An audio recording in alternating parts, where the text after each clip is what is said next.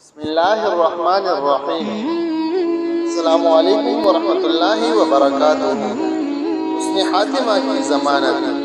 حکیم الامت، مجدد ملت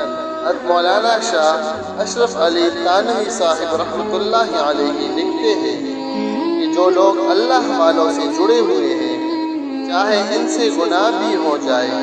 لیکن ایک نہ ایک دن مرنے سے پہلے اللہ تعالیٰ ان کی تقاضے نفس اور تعلقات کی ماں سوائے اللہ پر اللہ تعالیٰ اپنے تعلق کو غالب کر دے گا اور حسن خاتمہ کے ساتھ اٹھائے گا۔ تھانوی رحمۃ اللہ علیہ کی اس ملفوظ کو میں نے خود پڑھا ہے کہ اللہ والوں سے تعلق رکھنے والا چاہے زندگی پر نفس کی کشتی میں ہارتا رہے اور ہار کر اشک ندامت سے آہوزاری کرتا رہے، لیکن مرنے سے پہلے اللہ تعالیٰ تمام تعلقات پر اپنی محبت کو غالب کر کے اپنے پاس بلاتے ہیں اور حسن خاتمہ نصیب فرماتے ہیں۔ اہل اللہ کی صحبت یافتہ کا سست خاتمہ نہیں ہوتا۔ اس بات کو غور سے سنیے کہ نفس سے ہار کر کبھی مایوس نہ ہو، اہل اللہ کا دامن نہ چھوڑو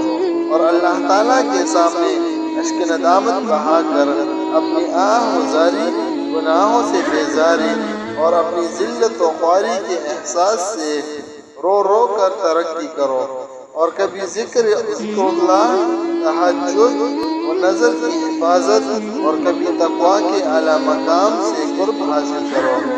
کبھی عبادت سے اللہ تعالیٰ کا قرب حاصل کرو، کبھی ندامت سے اللہ کا قرب حاصل کرو۔